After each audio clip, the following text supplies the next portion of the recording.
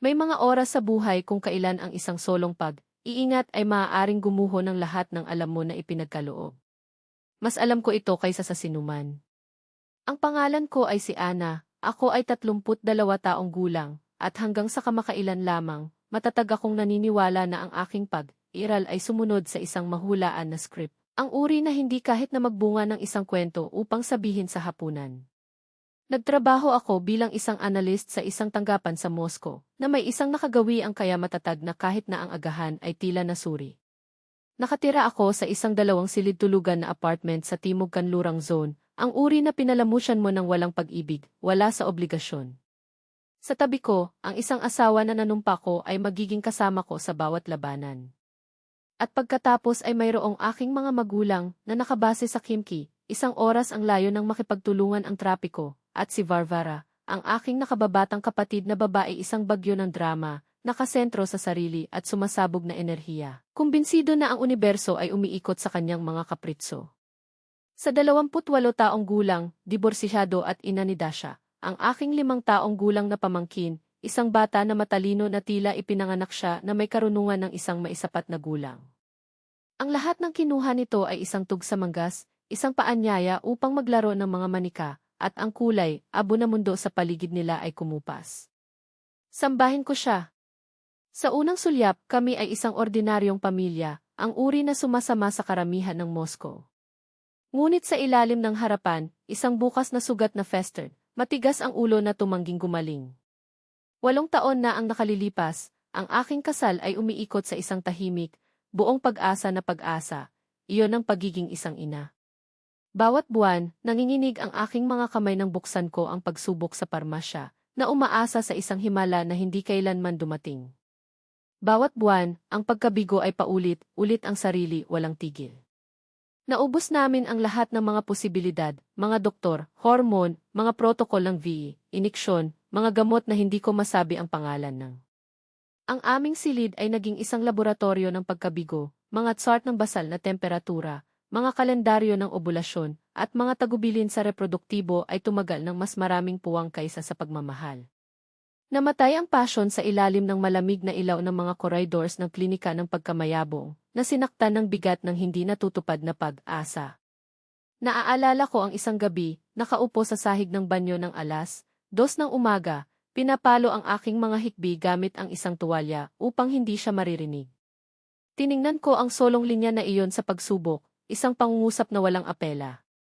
Kumatok siya sa pintuan, ang kanyang tinig ay walang pagbabago, negatibo ulit, hindi ba? Walang mga yakap, walang mga salita ng kaginhawaan, ang tunog lamang ng panghinaan ng loob na nakikilala bilang kawalang interes. Ilang sandali, sinabi pa rin niya ang mga tamang bagay, pinagsasama natin ito, huwag sumuko. Ngunit kapag naisip niya na hindi ako nakikinig, humingi siya ng mga komento na gupitin tulad ng baso. Mga biro sa mga kaibigan tungkol sa kung paano ko ginagamot ang aming aso tulad ng isang anak na lalaki. Veiled obserbasyon tungkol sa aking katawan, marahil hindi ginawa para dito. Ang bawat salita ay isang kutsilyo na pinilipit niya sa loob ko. Kinumbinsi ko ang aking sarili na ang tunay na pag-ibig ay nangangahulugang pag-iimpok ng bagyo, ang katapatan ay nangangahulugang paglunok ng pagmamalaki at sakit. Ngunit ang katapatan ay gumagana lamang kapag ang parehong mga tao ay hilera sa parehong direksyon. Ang hindi ko alam ay iyon, habang maihawak akong negatibong pagsubok sa aking kamay, nagtatayo siya ng ibang pamilya. Hindi isa, ngunit 2. Natuklasan ko ito nang hindi sinasadya 4 na buwan na ang nakakaraan. Ang kanyang cellphone ay nag-vibrate sa nightstand, at sa kadiliman, isang abiso ang nailawan ang screen, ang mga bata ay nawawala sa iyo ngayon. Pupunta ka ba? Tumakbo ang dugo ko. Naisip ko ang tungkol sa pagkakamali, tungkol sa maling mensahe, tungkol sa ano paman ang katotohanan. Ngunit nang buksan ko ang pag-uusap, naging malinaw ang lahat, 2 magkakaibang kababaihan, 2 address, 2 bata. Ang taong sumigaw sa akin sa mga appointment ng pagkamayabong, na nanumpa na ibahagi ang aking sakit, ay may gusto ko, at itinago ito sa akin. Nang harapin ko siya, hindi niya sinubukan na tanggihan ito. Nagkibit, balikat lang siya, halos huminga, kailangan ko ng mga bata, Ana. Hindi ko gugugol ang buong buhay kong paghihintay. Hindi mo ako maibigay sa gusto ko. Sinunog ako ng kanyang mga salita tulad ng asid na parang ang kawalan ng aking napili. Ang diborsyo ay isang maruming digmaan. Ang mga abogado ay umiikot tulad ng mga vulture na nagbabago ng 8 taon ng buhay na may asawa. Una sa isang malamig na listahan ng mga ari-arian na nahahati. Nakipaglaban siya para sa bahay, ang kotse, ang mga bagay na hindi niya pinangalagaan, lahat ng bagay na iwanan ako ng kaunti hanggat maaari. Kapag naayos ang alikabok, may mga mumo lamang na naiwan sa kung ano ang dating minahan at wala sa mga paniniwala na namuhunan ko. Akala ko nawasak ito. Ang pagmuni sa salamin ay iyon ng isang estranghero, isang anino ng babae na tumawa ng malakas na nanonood ng hangal na serye o isinulat ang mga pangalan ng mga bata na haka sa likuran ng mga listahan ng grocery. Nawala ang bersyon na iyon. Si Varvara, syempre, ay hindi tumulong. Sa mga mata ng aking mga magulang, siya ay palaging ang perpektong anak na babae, ang nagbigay sa kanila ng isang apo, kahit na may isang nabigo na pag-aasawa. Minsan sinabi niya na ang mga pahiwatig ay nagkakilala bilang isang biro, hindi mo maintindihan, Ana. Ang pagiging isang ina ay nagbabago sa lahat. O, maswerte ka hindi ka nakitungo sa mga tantrums sa oras ng pagtulog. Hindi niya napagtanto, o marahil ay napagtanto niya at hindi nagmamalasakit, na ang bawat salita ay inilibing ang talim ng mas malalim. Sinubukan ng aking mga magulang na aliwin, ngunit kahit na ang kanilang mga salita ay nasasaktan. Nangyayari ang mga bagay na ito, anak na babae, sabi ng aking ina.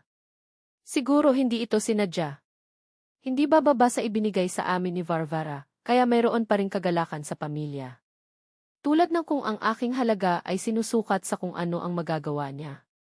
Kaya't kapag iminungkahi nila ang isang paglalakbay sa pamilya sa Sochi 1 buwan na ang nakakaraan, kumapit ako sa ideya tulad ng isang lifeline. Kailangan mong lumabas sa kadiliman na ito, sabi ng aking ina. Kailangan mong pagalingin, Ana. Araw, dagat, tawa ng aking pamangkin sa buhangin, ang pagkakataon na makatakas sa kalungkutan ng aking apartment. Sa unahang pagkakataon mula sa diborsyo, may naramdaman akong tulad ng pag-asa. Bumili ako ng bagong bikinis, isang damit na naimbak sa likuran ng aking aparador ng maraming taon. Tinatrato ko rin ang aking sarili sa isang pedicure sa isang magarbong salon. Tumalon si Dasha na may kagalakan habang inilarawan ni Varvara ang biyahe, ang unang paglipad ng eroplano, ang tunay na dagat, ang mga dolphin at ang mga higanting alon. Nakakahawa ang kanyang sigasig. Ngunit kahit na sa lahat ng kaguluhan, isang mapurol na pagkabalisa ang tumulo sa aking dibdib. Marahil ito ay ang bighiris ngiti ni Varvara nang sinabi niya, ito ay magiging giliw na makita kung paano mo haharapin ang isang bata sa isang paglalakbay. Siguro ang hitsura ng aking ama, na parang ako ay isang marupok na bagay na isinasagawa niya sa obligasyon. O marahil ito ang bigat ng lahat ng nanatiling hindi ligtas sa pagitan namin. Gayunpaman, inutusan ko ang aking sarili na ihinto ang paggawa ng mga problema. Ito ay ang aking pagkakataon na magsimula. Noong umaga ng pagsakay, kinalagkad ko ang aking mainit na kulay, rosas na maleta sa paliparan ng Sheremetyevo. Sinusubukan na hayaang malunod ang hubbub ng mga pasahero sa mga echos ng aking nabasag na pag-aasawa. Nakita ko ang aking mga magulang malapit sa gate 17. Si Varvara ay kasama si Dasha, na ang maliit na mga kamay ay nakakabit ng isang maliit na bag na may isang unicorn. Tia Ana! Sigaw ko, tumatakbo upang yakapin siya. Hinawakan ko siya laban sa akin, inhaling ang amoy ng shampoo ng sanggol, at tinanong, handa na para sa dagat, ang aking araw.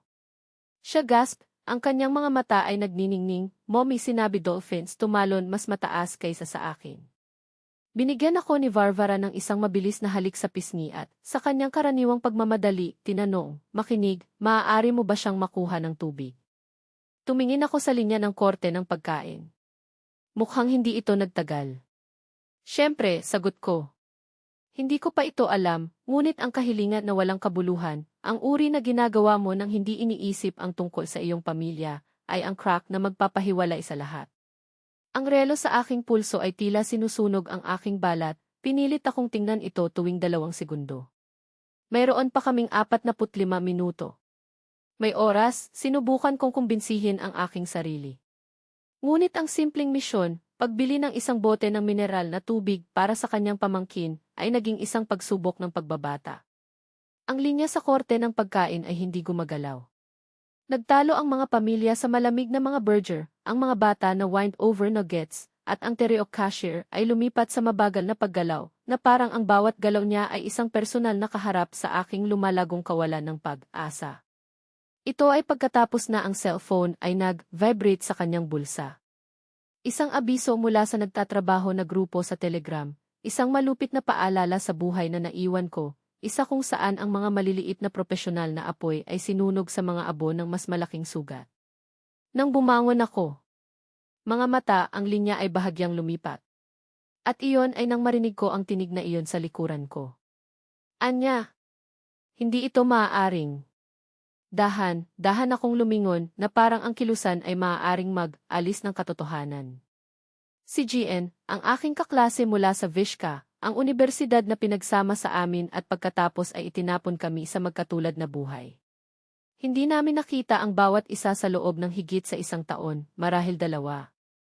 Pareho siyang tumingin, maliwanag ng ngiti, nakakahawang tawa, ang uri ng babae na nagdadala ng kaguluhan sa kanyang bag na parang isang aksesori ng taga-disenyo. Bomoy, Jean. Ang yakap ay agad, isang hindi inaasahang kanlungan sa gitna ng impyerno ng plastik at pritong grasa.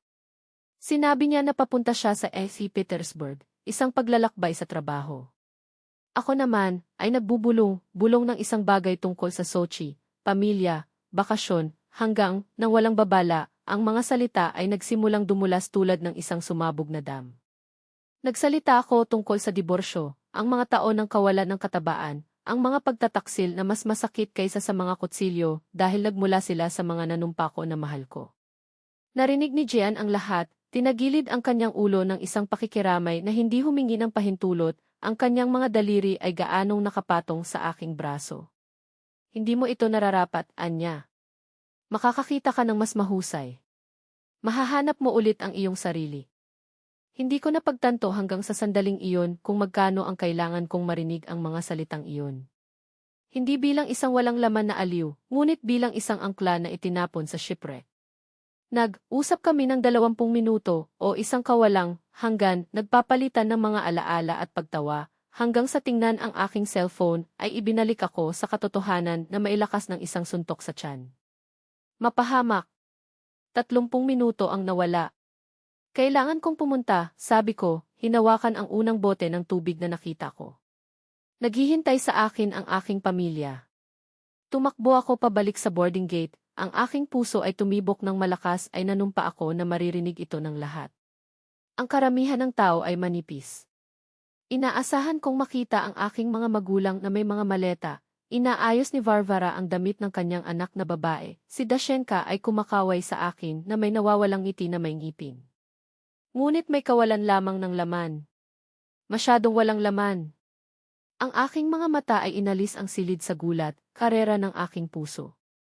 Ito ay pagkatapos ay nakita ko siya, sa gitna ng waiting hall, na hawak ang kanyang unicorn backpack na may parehong mga kamay, na parang ito lamang ang bagay na may kakayahang pigilan siya mula sa pagdala ng pag-agos ng mga estranghero. Dashenka. Naglakad ako sa mga vices sa kaligtasan, halos tripping, ang bote ng tubig na dumula sa pagitan ng aking mga daliri. Lumuhod ako sa harap niya, at ang kanyang mga mata, malabo, basa, na puno ng isang bagay na hindi dapat sa kanila, mine. Tiyaan niya, bulong niya, nanginginig ang boses niya. Sumakay sila sa eroplano. Nagyelo ako. Ano ang ibig mong sabihin? Nasaan si nanay? At lola kasama si lolo? Binuksan niya ang kanyang backpack, na may mga kamay na nanginginig at hinila ang isang nakatiklop na papel. Sinabi ni nanay na ibigay ito sa iyo. Inihayag ko ang sheet na may mga daliri na hindi na sumunod. Ang tampok ni Varvara, hindi maikakaila. Anya, patuloy kang nagbubulong tungkol sa pagnanais ng isang bata. Narito ang iyong pagkakataon na gumugol ng oras sa isa. Binago namin ang aming paglipad at umalis ng maaga. Huwag mag-alala, magkakaroon kami ng isang mapayapang bakasyon. Alagaan siya. Tumakbo ang dugo. Ang aking puso ay matalo ng marahas kaya nanumpa ako na ako ay magsusuka doon, sa maruming sahig ng Sheremetyevo. Tiningnan ko ang pag-alis ng board, ang paglipad patungong Sochi ay tumagal ng 15 minuto. Nawala na sila. Iniwan nila ako kasama ang kanilang anak na babae. Isang 5 taong gulang na bata na inabandona tulad ng nakalimutan na bagahe. Dashenka, ang aking tinig ay tunog na kakaiba, pinilit sa isang kalmado na hindi umiiral. Gaano katagal ka nag-iisa dito? Nanginginig ang labi niya. Hindi ko alam. Isang mahabang panahon. Ang mga tao ay dumaan sa amin. Tinanong ng isang babae kung nawala ang aking anak na babae. Sinabi ng iyong ina na darating ka, paliwanag ni Dashenka, at sa wakas ay tumulo ang luha. 30 minuto. 30 minuto nag-iisa siya sa masikip na paliparan. Kahit sino ay maaaring kumuha sa kanya. Ang ideya ay nahihilo sa akin. Hinila ko siya malapit, pinipilit siya laban sa akin. Wala kang ginawa na mali, Milya. Wala. Kasalanan ng iyong ina. Inilibing niya ang mukha niya sa leg ko, humikbi. Umalis si nanay dahil masama ako. Hindi, galit ako, galit na galit. Hindi ka masama. Perpekto ka. Kinuha ko ito. Kinuha ko ang aking cellphone at nag-type ng mensahe kay Varvara sa WhatsApp, nanginginig ang aking mga daliri. Nawala mo na ba ang isip mo? Iniwan mo ang iyong anak na babae sa paliparan? 2 kulay, abo na marka. Naihatid. Hindi mabasa. Sumulat ako sa pangkat ng pamilya. Alam mo na. Paano ka sumasang-ayon? Katahimikan. Ang kanilang mga telepono ay dapat na. O mas masahol pa, hindi lang sila nagmamalasakit. Naramdaman ko ang mga mata sa paligid ko, pag-usisa na halong may paghusga. Sa kanila, isa pa akong naubos na ina na may anak na tantrum. Hindi nila makita ang lindol sa loob ko. Hinawakan ko ang aking maleta, hinawakan ang malamig na maliit na kamay ni Dashenka, at iniwan namin ang terminal. Ang bawat hakbang ay tumimbang ng higit sa nauna. Bumalik sa apartment, sinubukan kong magpanggap ng normalidad. Makaroni at keso para sa hapunan, mga pag-aayos sa si Dashenka ay kulot sa mga unan ng sofa, tumatawa sa masiglang pakikipagsapalaran, habang nakaupo ako sa tabi niya, na kumakatawan sa isang katahimikan na wala. Ngunit ang kanyang mga katanungan ay kutsilyo. Kailan babalik si nanay? Napalunok ako ng husto. Hindi ko alam, Zaika. Nagpunta siya upang magpahinga kasama sina lola at lolo. Sumimangot ang kanyang maliit na mukha. Ngunit bakit hindi ako pumunta? May nagawa ba akong mali? Masakit ang dibdib ko tulad ng dinurog. Wala kang ginawa, mahal ko. Minsan ang mga may sapat na gulang nagkakamali. Nang maglaon, pagkatapos na ihiga siya sa kama ng panauhin, kasama ang kanyang pinalamanan na kuneho, naiwan akong nag-iisa sa kusina. Ang galit ay pinakuluang sa ilalim ng kanyang balat. Si Varvara ay tumawid sa isang linya na hindi ko alam na umiiral. At ang aking sariling mga magulang ay mga kasabwat. Iyon ay kapag nangyari sa akin. Andrei. Ang dating asawa ni Varvara, ang taong lagi niyang ipininta bilang walang pananagutan, isang sinungaling, isang halimaw sa bawat kwento na sinabi niya. Ngunit doon, tinitingnan ang maliit na mukha ng pagtulog ni Dashenka, isang pag-aalinlangan sa akin. Paano kung ang mga kwento ni Varvara ay isang kasinungalingan? Paano kung si Andrei ay hindi ang kontrabida, ngunit isa pang biktima? Hinanap ko ang numero mo sa aking cellphone. Umiling-iling ang aking mga daliri habang pinindot ko ang pindutan ng tawag. Ana! Ang kanyang tinig ay tunog ng maingat na parang inaasahan na niya ang isang bitag. Andrei, huminga ako ng malalim. Iniwan lang ni Varvara ang kanyang anak na babae sa paliparan. Lumipad siya sa Sochi kasama ang aking mga magulang at iniwan lamang si Dashenka. Kung nais mong makita siya, halika ngayon. Isang pahinga. Pagkatapos ay may isang bagay sa kanyang tono na nagbago, isang malupit na pagpapasya, tulad ng bakal na hinuhuli. Aalis na ako. Pupunta ako doon sa isang oras. Naghang ako at tiningnan ang tahimik na apartment, sa bata na huminga ng mapayapa sa ibang silid. Inisip ng aking kapatid na binibigyan niya ako ng isang maisakit na regalo, ang pagkakataong maging isang ina.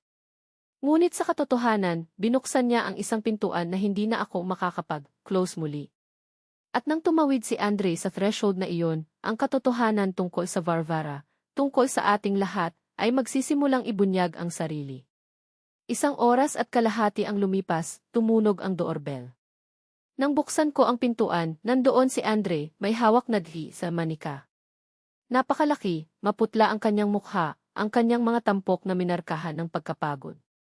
Ngunit ang kanyang mga mata ay lumambot nang tumakbo si Dashenka patungo sa kanya. Papa! Tumalon siya sa kanyang mga braso, ang kanyang maliit na mga binti ay nakabalot sa kanyang baywang na parabang hindi niya nais na pakawalan siya. Inilibing niya ang kanyang mukha sa kanyang buhok, nanginginig ang balikat. Prinsesa, kung paano kita na-miss. Tumayo ako sa pasukan na nagmamasid sa muling pagsasama. Kung naroroon si Varvara, ito ay naging lahat ng drama, naglalaro lamang si Andre ng ama kapag nababagay ito sa kanya. Ngunit hindi iyon teatro. Ito ay hilaw, hindi armadong pag-ibig. Hinalikan niya ng paulit-ulit ang iyong pisngi, ang mga luha na dumadaloy ng walang hiya. Tumawa siya, pinunasan ang mga ito gamit ang kanyang maliit na kamay. Huwag umiyak, papok ka. Ayos lang ako. Inalagaan ako ni tiyaan niya. Tinanggal ko ang lalamunan ko. Halika. Naupo kami sa talahanayan ng kusina habang naglaro si Dashenka, kasama ang kanyang bagong manika sa alpombra. Tumingin sa akin si Andre, at sa kanyang mga mata ay mga dekada ng pagkapagod. Iniwan siya ni Varvara sa paliparan, paulit-ulit niya, na parang sinasabi na malakas ito ay maaaring gawing mas mababa ang ideya. Tumango lang ako. At pagkatapos, sa unahang pagkakataon, napagtanto kong nasa magkabilang panig kami. Kalahating oras na nag-iisa. Isang masikip na terminal. Ano mang maaaring mangyari. Nanumpa si Andre sa ilalim ng kanyang hininga, inilibing ang kanyang mukha sa kanyang mga kamay. Nanatili ito ng ganyan sa mahabang panahon. Segundo, nanginginig ang kanyang ulo na parang sinusubukan na iling ang isang bangungot. Nang sa wakas ay nagsalita siya, ang kanyang tinig ay magaspang, isinusuot ng oras at pagkakanulo. Kailangan mong malaman ang katotohanan tungkol sa iyong kapatid na babae. Sa lahat ng mga taon na ito, sinabi niya sa iyo na ako ay sinungaling, walang pananagutan, lasing. Ngunit kabaligtaran ito. Siya ang nagdaraya. Hindi 1 beses, hindi 2 beses. Maraming lalaki. Kumurap ako, natigilan. Palaging sinabi ni Varvara na iniwan niya ito, na ayaw niyang kumuha ng responsibilidad. Ang kanyang pagtawa ay tuyo, walang kasiyahan. Iyon ang nais niyang paniwalaan ng lahat. Inilabas niya ang telepono, dumulas ang kanyang mga daliri sa buong screen. Ang mga larawan ay lumitaw ng paisa-isa, at bumagsak ang aking tiyan. Si Varvara ay maihawak na kamay sa isang tao sa isang bar. Ang pagpasok ni Varvara sa isang hotel kasama ang isa pa. Hinalikan ni Varvara ang isang tao sa isang kotse, isang taong malinaw na hindi asawa. At sa bawat imahe, ngumiti siya ng ganyan, ang parehong ngiti na isinusuot niya sa mga hapunan sa pamilya na nagpapanggap na perpektong ina. Kumuha pa ako ng isang pagsubok sa SAT. Nagpatuloy si Andre, ang kanyang boses ay nanginginig sa unahang pagkakataon.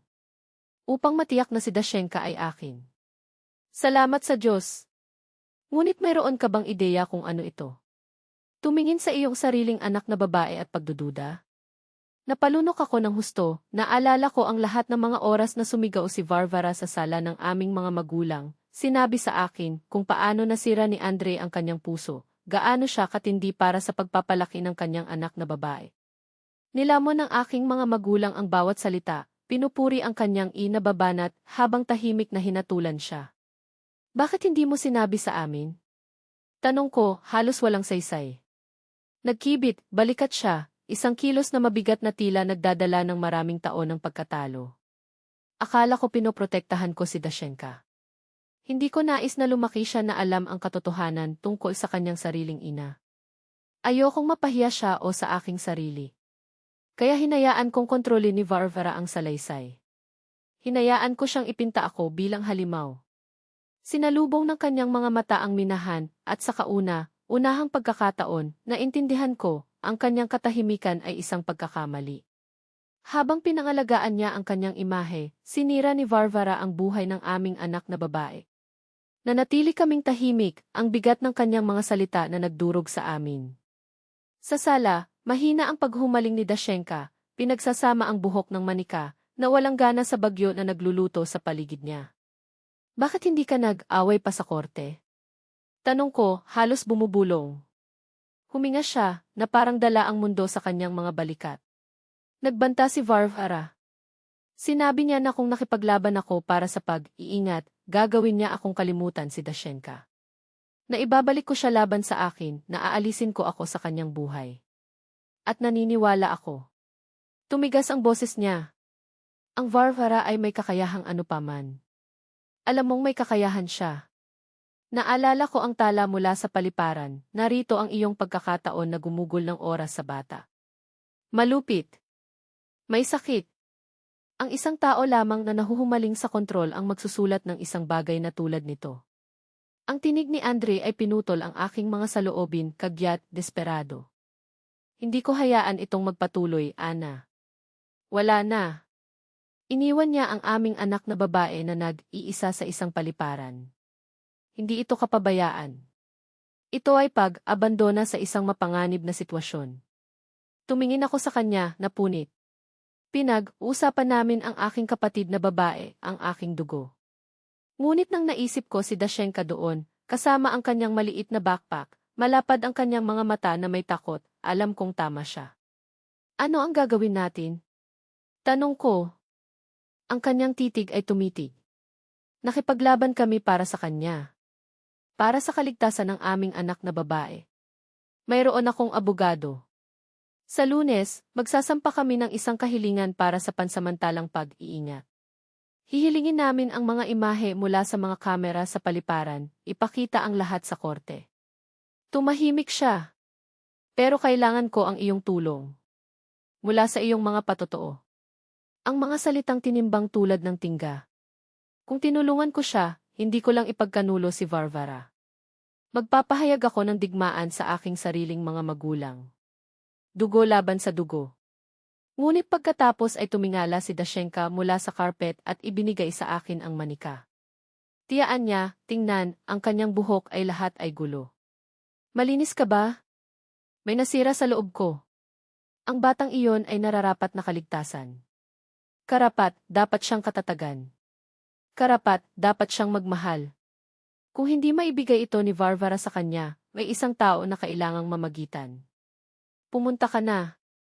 Nakilala ko ang titig ni Andre. Tutulungan ako. Ano man ang kinakailangan nito. Tumango siya at nakakita ako ng isang flash ng kaluwagan sa kanyang mukha. Ngunit sa likod nito may iba pa. Takot. Hindi tungkol sa pagkawala ng legal na labanan, ngunit tungkol sa kung ano ang may kakayahang gawin ni Varvara nang mapagtanto niya na inaalis nila ang kanyang anak na babae. Nang gabing iyon, pagkatapos umalis si Andre, inilagay ko ulit si Dashenka. Niyakap niya ang manika sa kanyang dibdib at bumulong.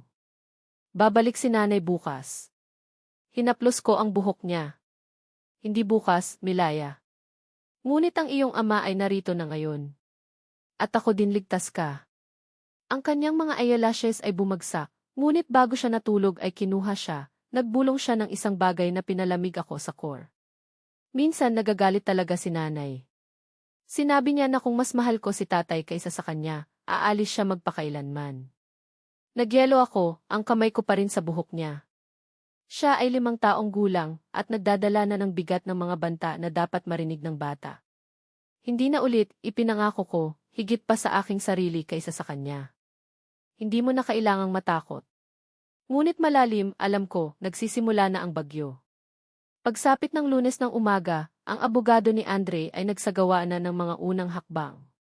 Nagsampa sila ng isang kahilingan para sa isang pag-iingat na panukala na humihiling ng pansamantalang pag-iingat ng Dashenka, batay sa kanyang pag-abandona sa paliparan. Hiniling nila ang mga pag-record ng kamera sa pamamagitan ng korte at ipinakita ang dokumentasyon na si Andre ay nakolekta ng lihim sa loob ng maraming buwan. Bigla, ang aming tahimik na pagsasabwatan ay naging isang walang tigil na legal na kampanya. Nang gabing iyon, dumating si Andre na may mga stack ng mga papel. Mga screenshot, pahayag sa bangko, ulat ng pribadong tiktik. Ikinakalat niya ang lahat sa aking talahanayan sa kusina na parang katibayan sa isang kaso ng kriminal. Tiningnan ko ang kaguluhan na iyon ng mga resibo, petsa at oras ng mga selyo, larawan, at naintindihan ko, si Varvara ay lumubog ng mas malalim kaysa sa naisip ko. Ang mga video ng detective ay ang pinakamasama. Rainy night footage, shaky camera. Doon siya, ang aking kapatid na babae, na nag-aalsa sa labas ng isang bar, tumatawa ng malakas, na dumadaloy sa kanyang sariling mga paa. Sa isa sa mga clip, ibinaba niya ang kanyang mga susi ng 3 beses bago mabuksan ang kotse. Nais kong tumingin sa malayo, ngunit ang kamera ay nagsara sa likod na upuan. Natulog si Dashenka sa upuan ng bata, ang kanyang ulo ay nagpapahinga sa bintana. Sinara ko ang aking bibig gamit ang aking kamay. Nagmamaneho siya ng lasing, sabi ni Andre, madilim. Nagparehistro kami ng 4 na beses. Laging kasama ang aming anak na babae sa kotse. Umiling-iling ako, ang pagduduwal ay tumataas sa aking lalamunan. Bakit hindi ka tumawag sa pulisya? Sapagkat kapag ito ay maaaring maging isang aksidente. Hindi isang sistema. Ang kanyang panga ay masikip. Kailangan ko ng patunay na walang maaaring huwag pansinin. Si Varvara ay walang ingat. Akala ko nasa itaas ako ng lahat. Pagkatapos ay ipinakita niya sa akin ang kanyang profile ng AFI. 12 ng mga post na may mga cocktail, baso ng sparkling wine, mga partido sa ilalim ng mga ilaw ng neon. Mga caption na puno ng self-sufficiency, isa pang girls' night out. Mommy time. Aking oras. Ang mga oras ng paglalathala ay nagsalita para sa kanilang sarili. 1:45 minuto ng umaga sa isang Martes, 3:10 minuto ng umaga sa isang Biyernes. At naalala ko ang mga holy sneaker ni Dashenka, masikip na pantalon na may mga patch. Ginugol niya ang 300,000 mga robles sa damit noong nakaraang buwan, sabi ni Andre na nagtulak sa isang pahayag sa akin. 150,000 sa mga salon, 100,000 sa mga bar, at nagpakita siya ng isa pang resibo, 800,000 sa mga implant ng suso. Tumingin ako sa papel. 2 buwan pagkatapos niyang ilipat ang pera ng pensyon. Habang ang anak na babae ay naglalakad sa mga punit na sapatos, nag-ungol ako, nagagalit sa loob. At ang aming mga magulang, bulong ko, ipinagtanggol siya sa lahat ng mga taon na ito. Nagdilim ang mga mata ni Andre. Dahil master siya sa paglalaro ng biktima. Sinabi ko sa kanila ng eksakto kung ano ang nais nilang marinig. At nag-shut up ako. Ayokong ipahiya ang sinuman. Nais kong bang ang aking mga kamao sa mesa, sumigaw sa dingding. Ngunit sa halip, nakinig ako habang patuloy siyang nagbukas ng katibayan, dahil sa kakila, kilabot na tulad ng katotohanan, kailangan namin ito. Mamaya sa linggong iyon, ang social worker na si Irina Viktorovna Serova ay dumating sa akin kasama ang ang elektronikong folder sa kanyang kamay at isang hitsura na, sa kabila ng pagiging matahimik, ay tila may kakayahang buwagin ang anumang kasinungalingan na may isang simpleng kumurap ng isang mata.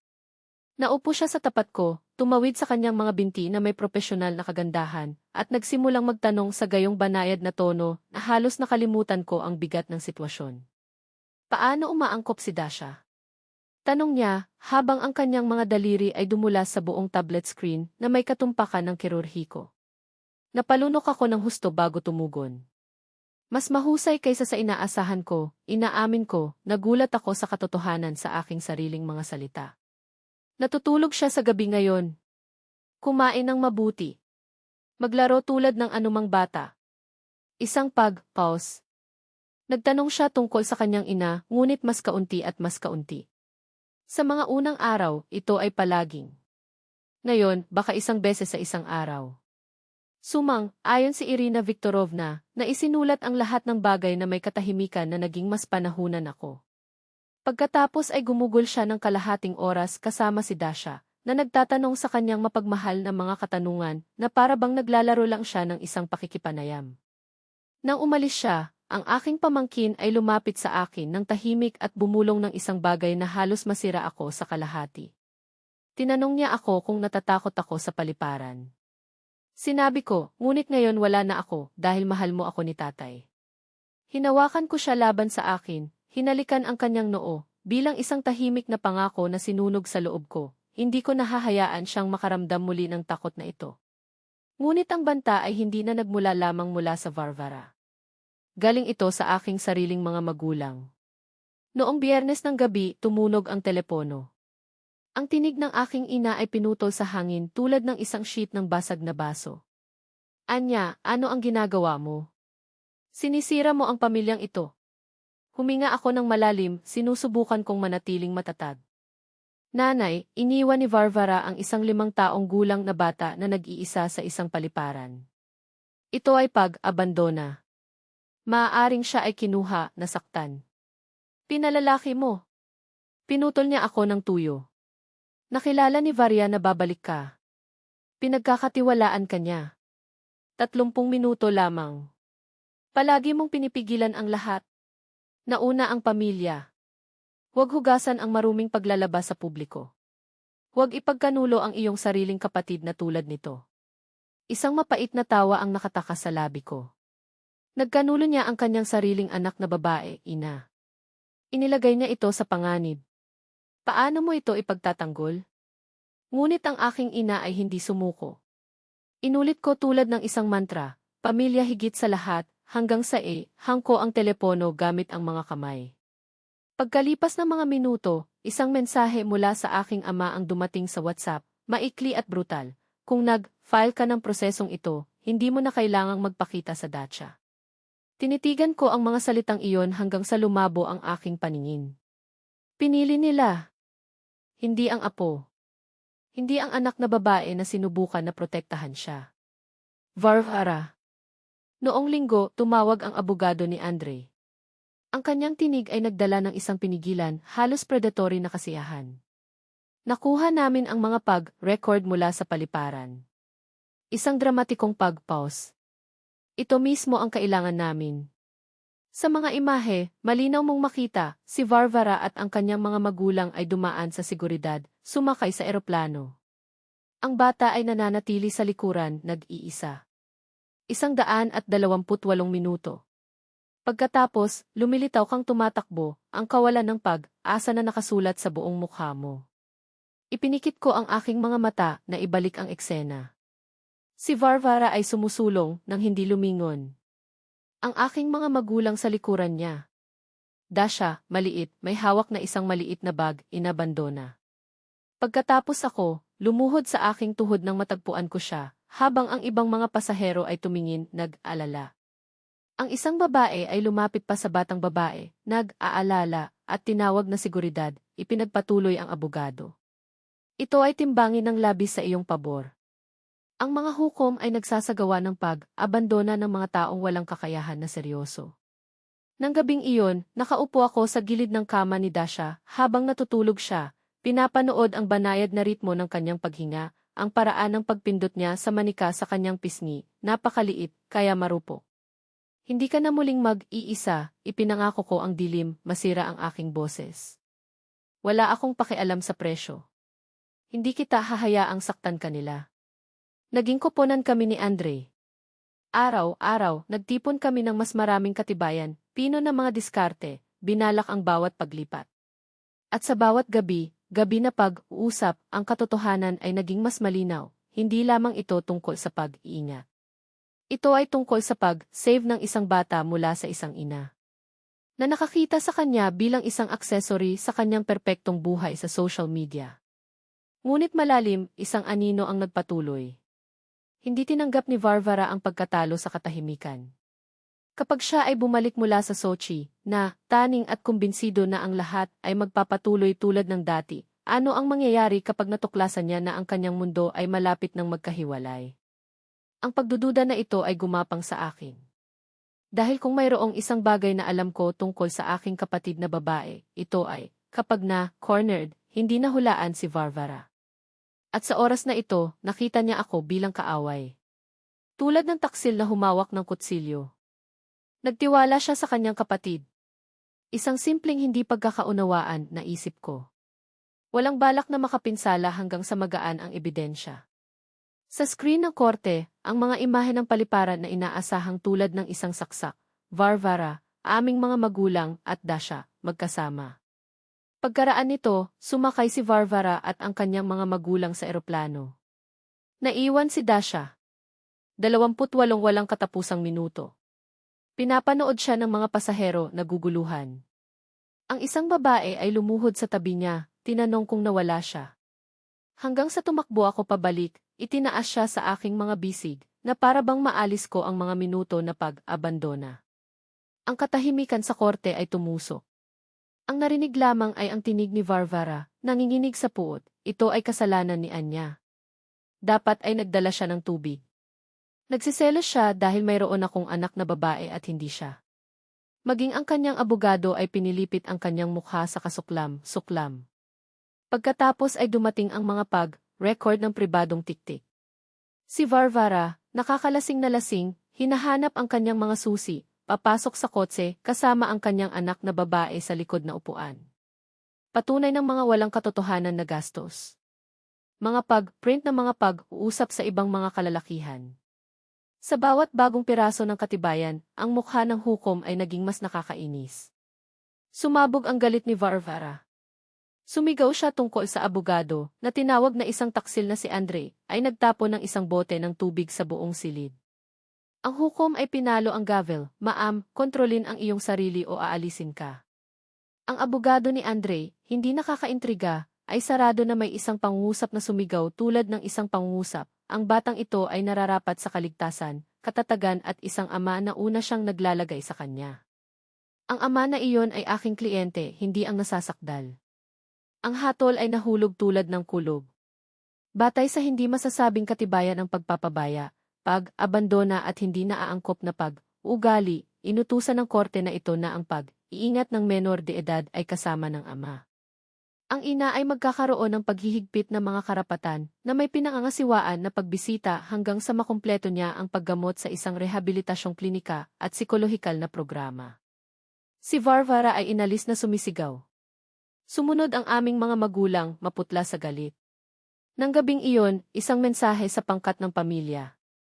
Tulad ng brutal. Hindi na namin itinuturing na bahagi ka ng pamilyang ito. Ipinagkanulo mo ang iyong kapatid sa pamamagitan ng hindi narito. Nasaktan ba ito? Siyempre. Ngunit nang tiningnan ko si Dasha, nakaupo sa sahig sa tabi ni Andre, pagpipinta ng mga larawan at mahina ang pag-awit na wala ang sakit. Ligtas siya. Masaya siya. Sa mga sumusunod na buwan, pinatala siya ni Andre sa Municipal Daycare Center. Dinala niya siya sa hapunan 2 beses sa isang linggo. Sa katapusan ng linggo nagpunta kami sa Gorky Park, ang zoo, kung saan siya maaaring tumawa. Hawak niya ang aming mga kamay at sasabihin, mayroon akong tatay at isang tiyahinaan niya. Maswerte ako. Minsan, kapag ang kanyang mapagkakatiwala ang mga mata ay naayos sa akin, naisip ko, siguro nawalan ako ng kasal. Siguro nawala ang aking mga magulang. Ngunit nakakuha ako ng isang bagay na mas malaki, isang layunin. Ang aking dating asawa ay nag-spot na ako ay walang silbi para sa hindi pagbibigay sa kanya ng mga anak. Ngunit ngayon naintindihan ko, ang pagiging ina ay hindi lamang biology. Ito ay pag-ibig. Proteksyon ito. Ang pagpili ng mga pangangailangan ng isang bata sa itaas ng iyong sarili. Pagkalipas ng mga buwan, nalaman ko na nakumpleto ni Varvara ang rehabilitasyon. Malalim ako ay ginhawa. Siguro isang araw siya ay magiging ina na nararapat. Ngunit hanggang noon, ang batang babae ay may isang ama na sambahin siya at isang tiyahin na handang lumaban hanggang sa huli para sa kanya. Minsan, upang gumawa ng tama, kailangan mong mawala ang isang tao na akala mo hindi ka mabubuhay ng wala. Ang magulang ko. Kapatid ko. Ang ilusyon ng isang perpektong bahay. Ngunit hindi ko ito pinagsisisihan. Dahil kapag inilatag ko si Dasha, kapag niyakap niya ako sa liig at bulong imahal kita, tiyaan niya, alam kong wala akong nawala. Save ko ito. At iyon, sa huli, ay ang ibig sabihin ng pamilya, higit pa sa mga kurbatang dugo. HU